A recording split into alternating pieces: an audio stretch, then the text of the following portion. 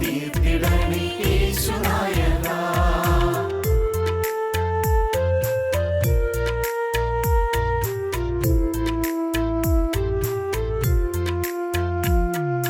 മരണജലം മധുരമാക്കി തീർത്ത യേശുനാഥ, എന്റെ ജീവിതത്തിലും ഈ അത്ഭുതം ചെയ്യുക.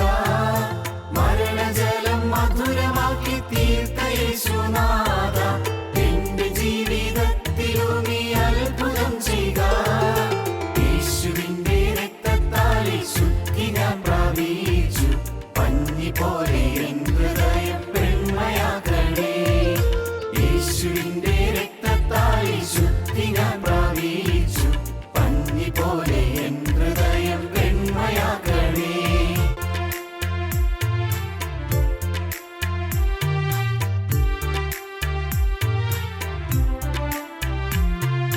യേശുവിന്റെ രക്തത്താൽ വിടുതൽ പ്രാപിച്ചപ്പോൾ എന്റെ ഹൃത്തിൽ ആനന്ദത്തിൽ ലഹരി നിറഞ്ഞു. യേശുവിന്റെ രക്തത്താൽ വിടുതൽ പ്രാപിച്ചപ്പോൾ എന്റെ ഹൃത്തിൽ ആനന്ദത്തിൽ ലഹരി നിറഞ്ഞു. ഹല്ലേലൂയ ഗാനം നൃത്തമാടി നാവിൽ വിശുദ്ധിയെ തികപ്പാൻ ഓടിടുന്നു ഞാൻ. ഹല്ലേലൂയ ഗാനം നൃത്തമാടി നാവിൽ വിശുദ്ധിയെ തികപ്പാൻ ഓടിടുന്നു ഞാൻ.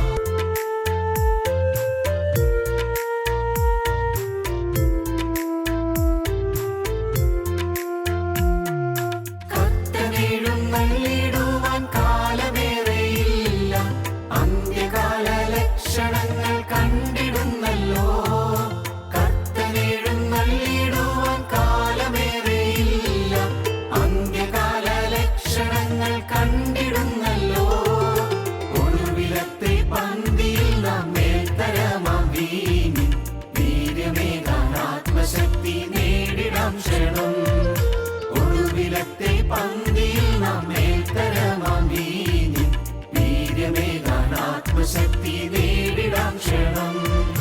വെള്ളം വീഞ്ഞായി മാറ്റിയ യേശുനാഥ, നിന്റെ സന്നിധാനമാണഞ്ഞു വാഴ്ത്തിടും നിങ്ങൾ. പാപഭാരം പേരിടുന്ന ജീവിതത്തെ ഇന്ന് ശുദ്ധമാക്കി തീർത്തിടണേ യേശുനായക. ഞങ്ങളും ക്രൂശിക്കപ്പെട്ട ക്രിസ്തുവിനെ പ്രസംഗിക്കുന്നു. ദൈവ തിരുനാമത്തിൻ്റെ മഹത്വം ഉണ്ടാകട്ടെ.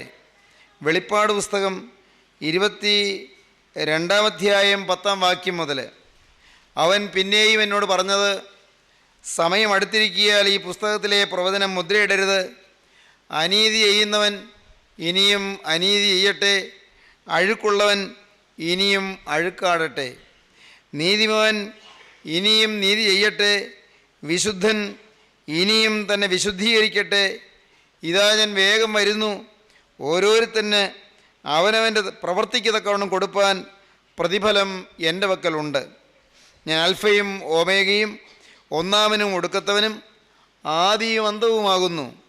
ജീവൻ്റെ വൃക്ഷത്തിൽ തങ്ങൾക്ക് അധികാരമുണ്ടാകേണ്ടതിനും ഗോപുരങ്ങളിൽ കൂടി നഗരത്തിൽ കടക്കേണ്ടതിനും തങ്ങളുടെ വസ്ത്രം അലക്കുന്നവർ ഭാഗ്യവാന്മാർ.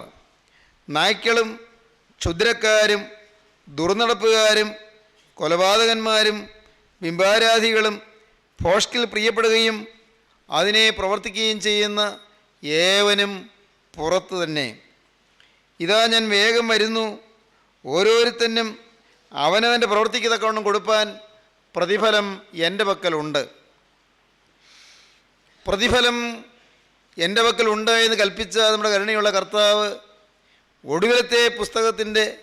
ഒടുവിലത്തെ അധ്യായത്തിൽ പ്രതിഫലവുമായി വരുന്നതിനെക്കുറിച്ച് നമുക്ക് വ്യക്തമായ വാഗ്ദത്തം നൽകിയിരിക്കുകയാണ്. വെളിപ്പാട് പുസ്തകത്തിൻ്റെ ഒടുവിലത്തെ അധ്യായത്തിൻ്റെ ഒടുവിലത്തെ വാക്യങ്ങളിൽ നാം കാണുന്നുണ്ട്, 1 അവസാനത്തെ വാഗ്ദത്തം, 2 അവസാനത്തെ പ്രാർത്ഥന, 3 അവസാനത്തെ കരുതൽ. എന്താണത്? അവസാനത്തെ പ്രാർത്ഥന, അവസാനത്തെ വാഗ്ദത്തം. അവസാനത്തെ വാഗ്ദത്തം, അതേ ഞാൻ വേഗം വരുന്നു എന്ന് കർത്താവ് അരുളി ചെയ്യുന്നു. ദ ലാസ്റ്റ് പ്രോമിസ്, അതേ ഞാൻ വേഗം വരുന്നു. ഒടുവിലത്തെ വാഗ്ദത്തം അതാണ്, വേഗം വരുന്നു എന്ന്. ക്രിസ്തു വീണ്ടും വരുന്നു എന്ന വാഗ്ദത്തം. ഞാൻ വേഗം വരുന്നു. ഒടുവിലത്തെ പ്രാർത്ഥന, ആമേൻ കർത്താവായ യേശുവേ വരേണമേ.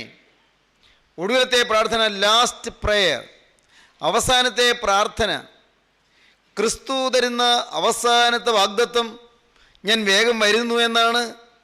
വിശ്വാസികൾ പ്രാർത്ഥിക്കുന്ന അവസാനത്തെ പ്രാർത്ഥന, കർത്താവേ വേഗം വരേണമേ എന്നാണ്. അപ്പോൾ അവസാനത്തെ പ്രൊവിഷൻ, ലാസ്റ്റ് പ്രൊവിഷൻ ദൈവം നമുക്ക് തരികയാണ്. കർത്താവായ യേശു ക്രിസ്തുവിൻ്റെ കൃപ നിങ്ങളെല്ലാവരോടും കൂടെ ഇരിക്കുമാറാകട്ടെ. ആമേൻ. The last promise, last prayer, last provision. അവസാനത്തെ വാഗ്ദത്തം യേശു വീണ്ടും വരുന്നുവെന്ന്.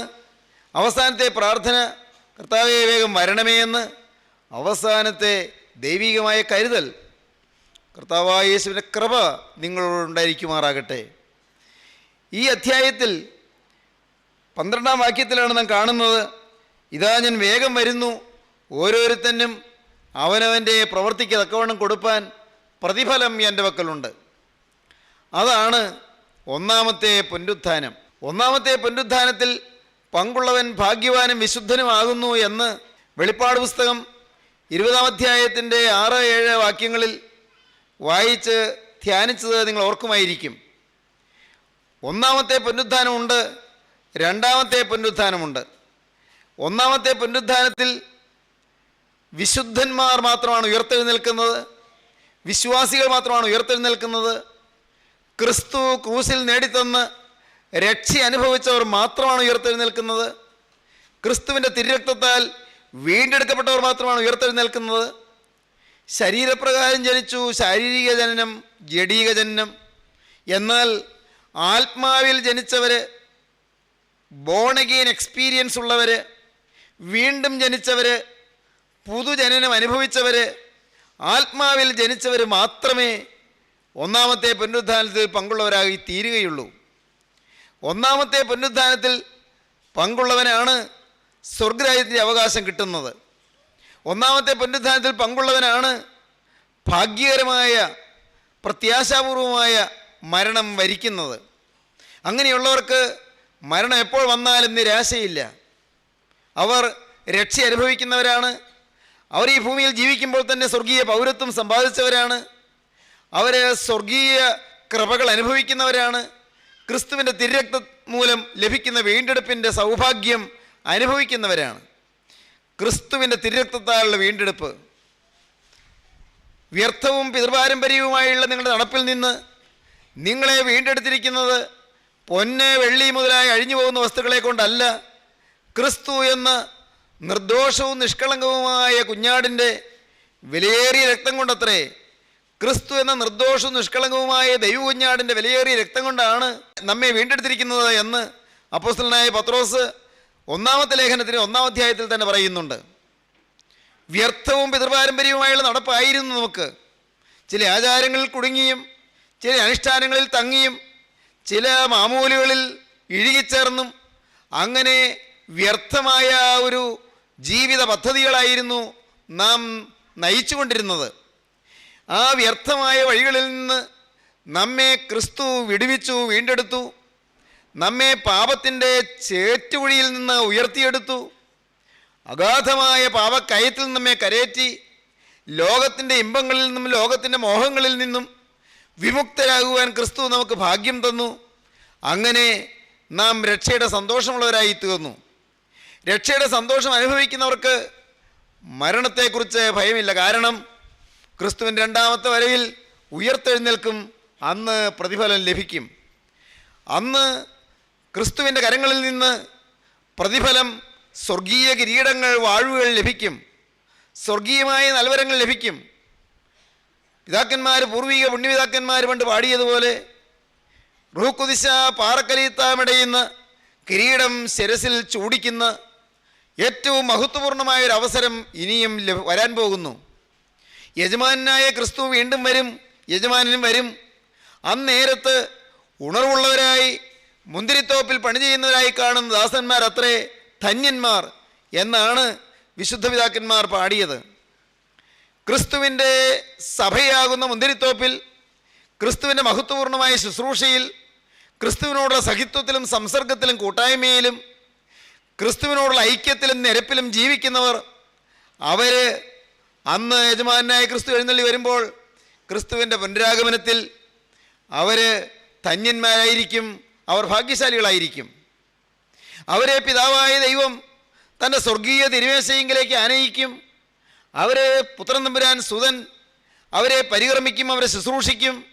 റൂഹുക്കുദിശ, പാറക്കലീത്ത, ആശ്വാസപ്രദനായ പരിശുദ്ധാത്മാവ്, ആശ്വാസപ്രദനായ അരൂപി അവരെ കിരീടം ധരിപ്പിക്കും. പരിശുദ്ധാത്മാവും ഇടയുന്ന കിരീടം അവരുടെ ശിരസിൽ ചൂടിക്കും. നാം അത് പാടുന്നുണ്ട്. നമുക്ക് ഒരുമിച്ച് ചേർന്നതൊന്ന് പാടാം. യജമാനൻ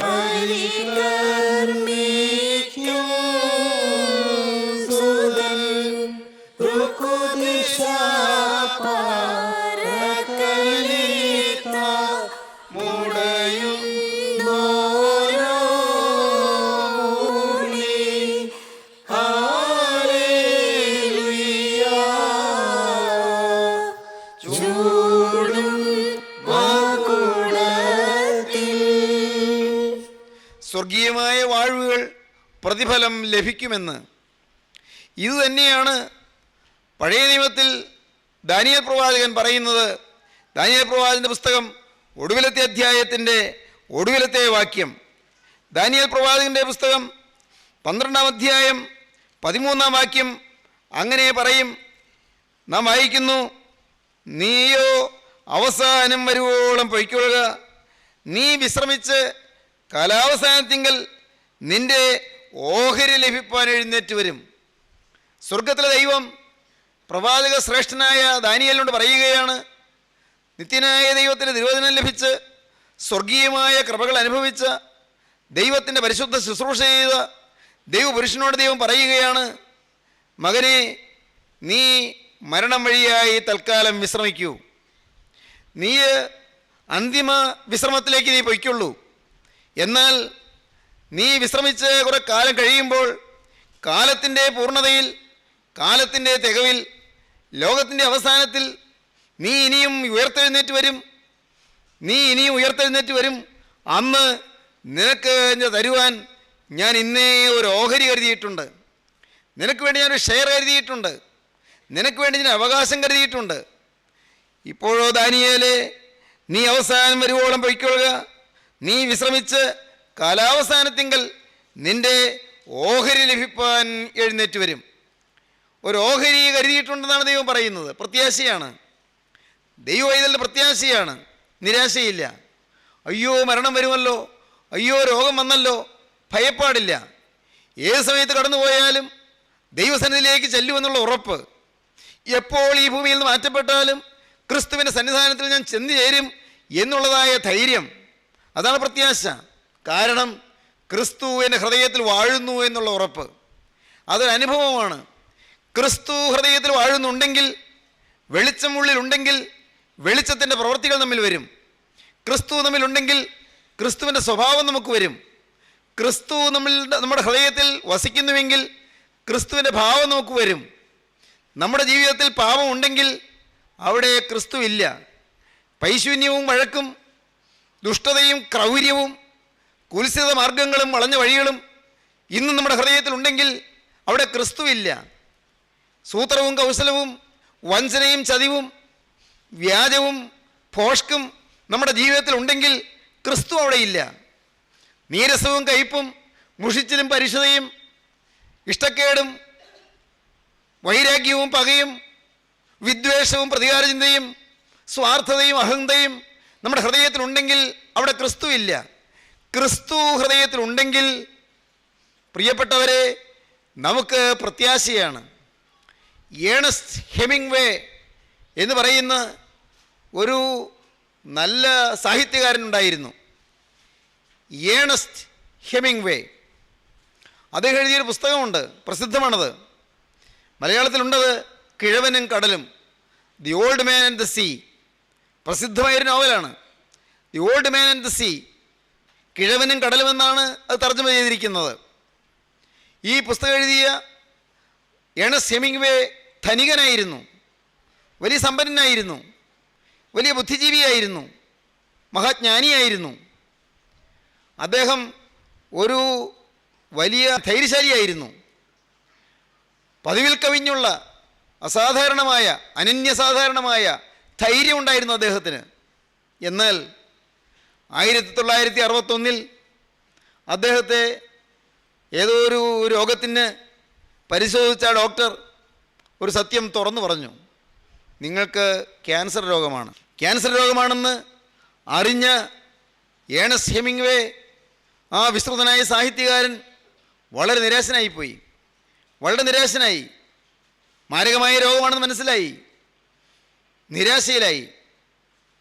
എന്നാൽ പ്രിയപ്പെട്ടവരെ, ആ നിരാശയിൽ അദ്ദേഹം ഒരു സമാധാനത്തിൻ്റെ കണി കണ്ടെത്താനാകാതെ മനസ്സ് വലഞ്ഞ് വിഷമിച്ച് കുറേ കാലം കഴിഞ്ഞു, കുറച്ച് നാളുകൾ കഴിഞ്ഞു, സമാധാനം കിട്ടുന്നില്ല.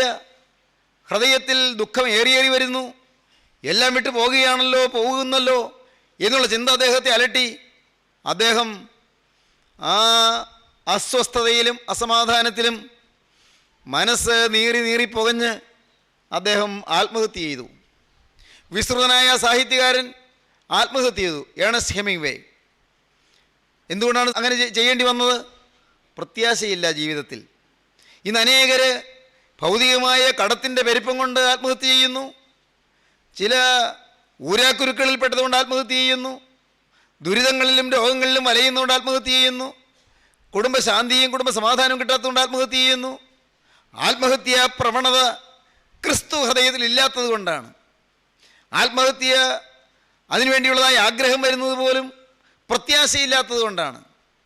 മരണാനന്തരം ഒരു ജീവിതമുണ്ടെന്നും ആ ജീവിതം അത് നിത്യതയാണ് എന്നും നിത്യതയിൽ ക്രിസ്തു എനിക്ക് വേണ്ടി ഒരു ഓഹരി കരുതിയിട്ടുണ്ട് എന്നും നിത്യസ്വർഗത്തിൻ്റെ ആ പരിശുദ്ധമായ അവകാശം എനിക്ക് ദൈവം കരുതി വച്ചിട്ടുണ്ടെന്നും ഉറപ്പുള്ള ഒരു ദൈവവൈതലിന് ഒരിക്കലും നിരാശയില്ല. സഹോദരങ്ങളെ, ദാനിയേലിനോട് ദൈവം പറയുകയാണ്, നീയോ ദാനിയേലേ അവസാനം വരുവോളം പൊയ്ക്കൊള്ളുക. നീയും വിശ്രമിച്ച് കാലാവസാനത്തിങ്കൽ നിൻ്റെ ഓഹരി ലഭിപ്പാൻ എഴുന്നേറ്റ് വരും. നീ ഉത്ഥാനം ചെയ്യും, നീ ഉയർത്തെഴുന്നേൽക്കും. ഒന്നാമത്തെ പുനരുത്ഥാനം. അതുതന്നെ ഇതേ അധ്യായത്തിൽ 12-ാം അധ്യായത്തിൽ ദാനിയേൽ പ്രവാചകൻ പറയും, 12-ാം അധ്യായത്തിൻ്റെ 2-ാം വാക്യം, നിലത്തിലെ പൊടിയിൽ നിലകൊള്ളുന്നവരിൽ ചിലർ നിത്യജീവന് വേണ്ടി ഉയർത്തെഴുന്നേൽക്കും, വേറെ ചിലർ നിത്യ നിന്ദയ്ക്ക് വേണ്ടി ഉയർത്തെഴുന്നേൽക്കും. നിത്യജീവന് വേണ്ടി ഉയർത്തെഴുന്നേൽക്കുന്നത് ഒന്നാമത്തെ പുനരുത്ഥാനം, നിത്യ നിന്ദയ്ക്ക് നിത്യ ലജ്ജയ്ക്ക് വേണ്ടി ഉയർത്തെഴുന്നേൽക്കുന്നത് രണ്ടാമത്തെ പുനരുത്ഥാനം. സഹോദരങ്ങളെ, ബൈബിൾ വ്യക്തമായി പറഞ്ഞു തരുന്നു. തെസ്സലോനിക്കർക്ക് എഴുതിയ 2-ാമത്തെ ലേഖനത്തിൻ്റെ ആദ്യ ഭാഗത്ത് അപ്പോസ്തലനായ പൗലോസിനെ കുറിച്ച് പറയുന്നുണ്ട്. തെസ്സലോനിക്കർക്ക് എഴുതിയ 2-ാമത്തെ ലേഖനം 1-ാം അധ്യായം വ്യക്തമായിട്ടാണ് തരുന്നത്. 6-ാം വാക്യം, കർത്താവായ യേശു തൻ്റെ ശക്തിയുള്ള ദൂതന്മാരുമായി സ്വർഗത്തിൽ നിന്ന് അഗ്നിജ്വാലയിൽ പ്രത്യക്ഷനായി ദൈവത്തെ അറിയാത്തവർക്കും നമ്മുടെ കർത്താവായ യേശുവിൻ്റെ സുവിശേഷം അനുസരിക്കാത്തവർക്കും പ്രതികാരം കൊടുക്കുമ്പോൾ നിങ്ങളെ പീഡിപ്പിക്കുന്നവർക്ക് പീഡയും പീഡ അനുഭവിക്കുന്ന നിങ്ങൾക്ക് ഞങ്ങളോടുകൂടി ആശ്വാസവും പകരം നൽകുന്നത് ദൈവസന്നിധിയിൽ നീതിയല്ലോ. ക്രിസ്തുവിൻ്റെ 2-ാമത്തെ വരവിൽ ആശ്വാസം ലഭിക്കുന്നത് ആർക്കാണ്? ക്രിസ്തുവിൻ്റെ 2-ാമത്തെ വരവിൽ പീഡ അനുഭവിക്കുന്നവർക്ക് ആശ്വാസം ലഭിക്കുന്നത്. അതിന് കാരണം എന്താണ്? അവർ ഇവിടെ പീഡ അനുഭവിച്ചുകൊണ്ട് കഴിയുമ്പോഴും, നിന്നയും കഷ്ടവും ദുരിതവുമായി വലയുമ്പോഴും, യാതനകളേറ്റ് പിടയുമ്പോഴും, ആളുകൾ ആക്ഷേപിക്കുകയും പരിഹസിക്കുകയും നിന്ദിക്കുകയും ഒറ്റപ്പെടുത്തുകയും ചെയ്യുമ്പോഴും, എല്ലാവിധത്തിലുള്ളതായ പീഡകളിലൂടെ ജീവിതം തള്ളി നീക്കേണ്ടി വരുമ്പോഴും അവർ നിരാശരല്ല. കാരണം അവർക്ക് വേണ്ടി വലിയൊരു സന്തോഷം ഒരുക്കി വെച്ചിരിക്കുന്നു, വലിയൊരു സൗഭാഗ്യം ഒരുക്കി വെച്ചിരിക്കുന്നു. അതാണ് പറഞ്ഞത്, യേശുവിൻ്റെ സുവിശേഷം അനുസരിക്കുന്ന നിങ്ങൾക്ക് ആശ്വാസം ദൈവം പകരം തരുമെന്ന്. എന്നാൽ രണ്ടാമത്തെ പുനരുദ്ധാനത്തിൽ പങ്കുള്ളവർക്ക് എന്താണ് കിട്ടുന്നത്? അവർക്ക് കർത്താവായ യേശു തൻ്റെ ശക്തിയുള്ള ദൂതന്മാരുമായി സ്വർഗത്തിൽ നിന്ന് അഗ്നിജ്വാലയിൽ പ്രത്യക്ഷനായി ദൈവത്തെ അറിയാത്തവർക്കും നമ്മുടെ കർത്താവായ യേശുവിൻ്റെ സുവിശേഷം അനുസരിക്കാത്തവർക്കും പ്രതികാരം കൊടുക്കുമ്പോൾ വലിയ ശിക്ഷ വരും. അത് പിന്നൊരവസരത്തിൽ പറയാം. രണ്ടാമത്തെ പുനരുദ്ധാനത്തിന് അതിൽ പങ്കാളികളായവർക്ക് വരുന്നതായ കഠോരമായ ശിക്ഷാവിധിയെക്കുറിച്ച്, അവർക്ക് വരുന്നതായ ന്യായവിധിയെക്കുറിച്ച്. ഒന്നാമത്തെ പുനരുദ്ധാനത്തിൽ പങ്കുള്ളവർക്ക് ആശ്വാസം ലഭിക്കുന്നു. ഇവിടെ അവർ കഷ്ടതകൾ സഹിക്കുന്നു, ഇവിടെ ദുരിതങ്ങൾ ഏറ്റുവാങ്ങുന്നു, ഇവിടെ പീഡകൾ ഏൽക്കുന്നു, ഇവിടെ യാതനകൾ ഏൽക്കുന്നു, ഇവിടെ സകലരും അവരെ നിരസിക്കുകയും തിരസ്കരിക്കുകയും ചെയ്യുന്നു, സകലരും അവരെ പരിഹസിക്കുന്നു, സ്വന്തപ്പെട്ടവർ പോലും അവരെ തള്ളിക്കളയുന്നു. എല്ലാ വിധത്തിലും യാതനകളും ദുരിതങ്ങളുമായി വലയേണ്ടി വരുന്നു. ആക്ഷേപങ്ങളും പരിഹാസങ്ങളും അസ്ത്രം പോലെ ഏറ്റുവാങ്ങേണ്ടി വരുന്നു. എന്നാൽ പ്രിയപ്പെട്ടവരെ, അവർക്ക് ആശ്വാസം ലഭിക്കുമെന്നാണ് പറഞ്ഞത്. അതിനെക്കുറിച്ചാണ് തിരുവചനം വ്യക്തമായി പിന്നെയും പറയുന്നു. കൊരിന്ത്യർക്ക് എഴുതിയ രണ്ടാമത്തെ ലേഖനം 5-ാം അധ്യായം 10-ാം വാക്യത്തിൽ അപ്പോസ്തലനായ പൗലോസ് പറയും, ഓരോരുത്തൻ അവനവൻ ശരീരത്തിലിരിക്കുമ്പോൾ ചെയ്തത് നല്ലതാകിലും തീയതാകിലും അതിന് തക്കവണ്ണം പ്രാപിക്കേണ്ടതിന്. നന്മയ്ക്ക് അതിന് തക്ക പ്രതിഫലം കിട്ടും, തിന്മയ്ക്ക് അതിന് തക്ക പ്രതികാരം കിട്ടും. അവനവൻ ശരീരത്തിലിരിക്കുമ്പോൾ ചെയ്തത് നല്ലതാകിലും തീയതാകിലും അതിന് തക്കവണ്ണം പ്രാപിക്കേണ്ടതിന് നാം എല്ലാവരും ക്രിസ്തുവിൻ്റെ ന്യായാസനത്തിന് മുമ്പാകെ വെളിപ്പെടേണ്ടതാകുന്നു. ഒന്നാമത്തെ പുനരുദ്ധാനം അത് കഴിഞ്ഞ് ഒരു ന്യായാസനത്തിന് മുമ്പാകെ വിശുദ്ധന്മാർ വെളിപ്പെടും. അന്നവർക്ക് കിരീടങ്ങൾ പങ്കുവയ്ക്കും, അന്നവർക്ക് കിരീടങ്ങൾ കൊടുക്കും. തേജസ്സിൻ്റെ കിരീടം പ്രാപിക്കും, ഓടാത്ത കിരീടം പ്രാപിക്കും, പ്രശംസാ കിരീടം പ്രാപിക്കും, നീതിയും കിരീടം പ്രാപിക്കും. തിരുവചനത്തിൽ അനേകം കിരീടങ്ങളെക്കുറിച്ച് പറയുന്നുണ്ട്. പ്രതിഫലം ലഭിക്കുന്ന നല്ല നാളുകൾ. സഹോദരങ്ങളെ, ഇന്ന് ഈ വാക്കുകൾ നിങ്ങൾ കേട്ടുകൊണ്ടിരിക്കുമ്പോൾ അല്പനേരം നിങ്ങൾ ശാന്തമായി നിങ്ങളുടെ ജീവിതത്തിലേക്ക് നോക്കൂ. കർത്താവേ, ഒന്നാമത്തെ പുനരുദ്ധാനത്തിൽ എനിക്ക് പങ്ക് ലഭിക്കുമോ? ഇന്ന് ഈ ഭൂമിയിൽ ജീവിക്കുമ്പോൾ ക്രിസ്തു ഒരുക്കിയിരിക്കുന്ന അവകാശത്തിന് ഞാൻ പങ്കാളിയാകുമോ? കർത്താവേ, ഇന്ന് ഈ ഭൂമിയിൽ ജീവിച്ചിരിക്കുമ്പോൾ തന്നെ ആ അവകാശത്തിൻ്റെ പങ്ക് എനിക്ക് ലഭിച്ചു എന്നുള്ള ഉറപ്പോടുകൂടി ജീവിക്കാൻ എനിക്ക് കഴിയുന്നുണ്ടോ? എൻ്റെ ജീവിതത്തിലെ പാപങ്ങൾ മാറിയോ? എൻ്റെ മേൽ ആധിപത്യം പുലർത്തുന്ന പൈശാചിക ശക്തിയെ എന്നെ വിധ്വംസിച്ച് അകറ്റിയോ?